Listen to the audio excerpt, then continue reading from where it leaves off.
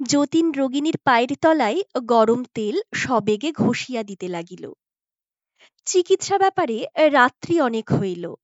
হরকুমার কলিকাতা হইতে ফিরিয়া আসিয়া বারবার কুড়ানির খবর লইতে লাগিলেন।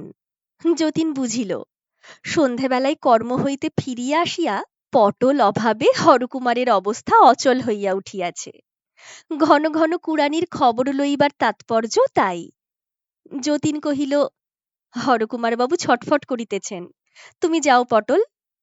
পটল কহিল, পরের দোহাই দিবে বই কি, ছটফটকে করিতেছে তা বুঝিয়াছি, আমি গেলেই এখন তুমি বাঁচো।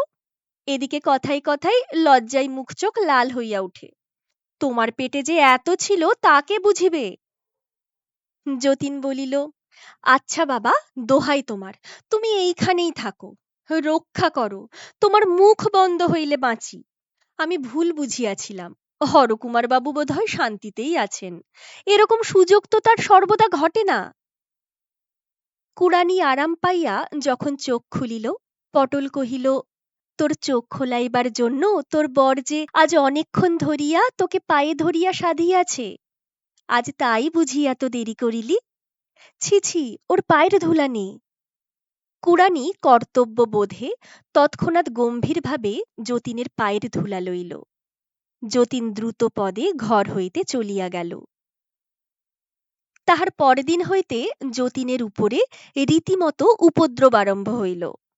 যতীন খাইতে বসিয়াছে, এমন সময় কুড়ানি আসিয়া অম্লান বদনে পাখা দিয়া তাহার মাছি তাড়াইতে প্রবৃত্ত হইল। যতীন ব্যস্ত হইয়া বলিয়া উঠিল, থাক থাক, কাজ নাই। কুড়ানি এই নিষেধে বিস্মিত হইয়া মুখ ফিরাইয়া পশ্চাৎবর্তী ঘরের দিকে একবার চাহিয়া দেখিল। তাহার পরে আবার পুনশ্চ পাখা দোলাইতে লাগিল।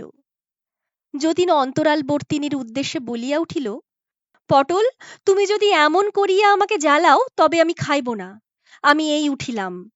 বলিয়া উঠিবার উপক্রম করিতেই কুড়ানি পাখা ফেলিয়া দিল। যতীন বালিকার বুদ্ধিহীন মুখে তীব্র বেদনার রেখা দেখিতে পাইল। তৎক্ষণাৎ অনুতপ্ত হইয়া সে পুনর্বার বসিয়া পড়িল। কুড়ানি যে কিছু বোঝে না, সে যে লজ্জা পায় না, বেদনা বোধ করে না, এ কথা যতীনও বিশ্বাস করিতে আরম্ভ করিয়াছিল। আজ চকিতের মধ্যে দেখিল সকল নিয়মেরই ব্যতিক্রম আছে, এবং ব্যতিক্রম কখন হঠাৎ ঘটে আগে হইতে তাহা কেহই বলিতে পারে না। কুড়ানি পাখা ফেলিয়া দিয়া চলিয়া গেল।